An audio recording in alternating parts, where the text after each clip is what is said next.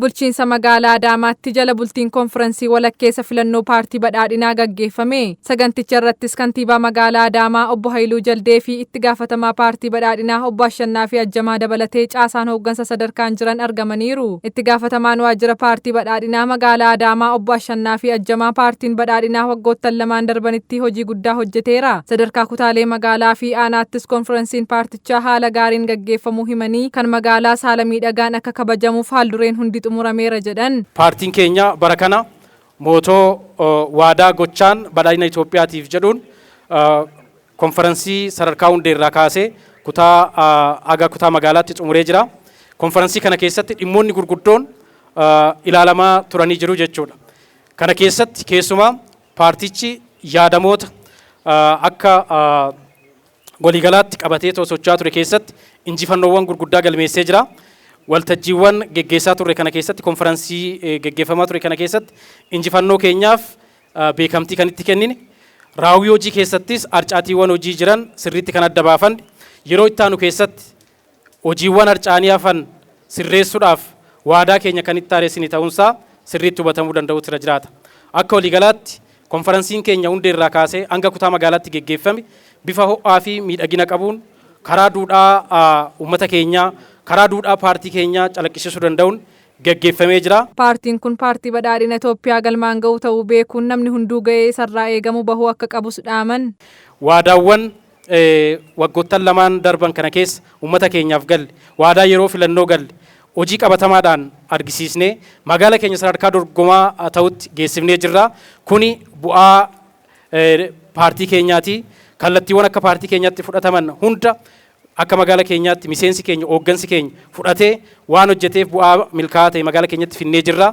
Yeroon itti aanus kana caala tokko taanee kana caala gurmaa'insa keenya cimsinee yeroo darbeerraa barnoota fudhannee paartii keenya paartii fudhatama qabu paartii waa jijjiiruu danda'u paartii badhaadhina Itoophiyaa milkeessuu danda'u dhugoomsuu danda'u ta'uusaa muuxannoowwan waggaa lamarraa arganne akka horataatti fudhannee yeroo hafe keessatti waan harca'eef qorannoowwan geggeessaa turreen hojiiwwan qorachaa turreen waan adda baafanne sana gadi teenyee paartii keenya caalmaatti ceesisuudhaaf uummata keenya caalmaatti ceesisuudhaaf uummata keenya karaa hundaan fayyadamaa gochuudhaaf yeroo itti waadaa keenya haaressinu akka ta'u hawwiin qaba. Kantiibaan magaalaa Adaamaa obbo Haayiluu Jaldee saganticha irratti argamuun ergaa dabarsaniin sadarkaan qaamolee konfirensii gaggeessaa turan galateeffatanii akka magaalichaatti gama paartii badhaadhinaan hanqinoota raawwii keessatti mul'atan maqsuun cimina ceesisuu qabna jedhan. Magaalli keenya yerootti jijjiirama keessa galuudhaan waadaa galle qabatamaatti mul'isaa kan dhufnee fi konfirensii keessaniinis qorachaa hanqinaalee raawwii keessatti mul'ates yeroo itti aanu immoo ni fooyyessina jettanii waadaa akka itti galtan gabaasa dhufaa ture irraa hubachuu dandeenyee jirra. Qophiin keessan karaa dinqisiisaa ta'een paartii keessan ol kaasuu sadarkaa paartiin badhaadhinaa irra ga'een ga'uun haamilee olaanaadhaan konferensiiwwan gaggeessaa turtan dhugaa dubbachuuf hojiiwwan keenya biroon achi keessatti kan mul'atan. Namni kaayyoo isaatiif galma isaatiif imala isaatiif hagam of kennee akka hojjechaa ture achi keessatti waan baay'ee madaalawaa waan turreef maqaa koof maqaa bulchiinsa magaalaa Adaamaatiin konferensii sadarkaan gaggeeffamaa ture guyyaa har'aa jala bultii gaggeessa sadarkaa magaalaatti gaggeeffamuun akka ga'u taasiftaniif aanarraa kaasee hanga kutaa magaalaatti koree hundee sadarkaa magaalaatiif hunda carraa kanaan galateeffachuun barbaadaa akka naa galateeffattan isin gaafadha. Qaamoleen jala bultii konferensii walakkeessa filannoo paartii badhaadhinaa kana irratti argamanis jala bultiin kun miidhagaa fi hawwataa ta'uu himanii konferensiin kunis ciminnii fi hanqinni maal akka ture adda baafachuun hojii fuula duraaf of qopheessuuf kan nama kakaasu ta'uu himan. Egaa jala bultii konferensii magaalaa Adaamaatti gaggeeffamu kan kabajaa jirru. Egaa akkuma beekamu sadarkaa zoonirraa kaasee sadarkaadhaan konferensii kabajamaa dhufeedha. Konferensii kana keessattis hojiilee waggoottan dabarsine hojjechaa turre ciminni isaa maalinni hanqinni isaa maalinni waan jedhu kan ittiin adda ba'uudha. Kanaaf immoo jala bultiin har'aa kun keessatti iyyuu boru miira maaliitiin qophii kana kabajuu qabna kan jedhu bakka kabajamoo kantiibaan bulchiinsa magaalaa keenyaa fi akkasuma itti gaafatamaa waajjira paartii magaalaa keenyaa argamanii fi koreen qindeessituu magaalaa fi sadarkaadhaan jiraadhaan argamanitti kan kabajamaa jiru.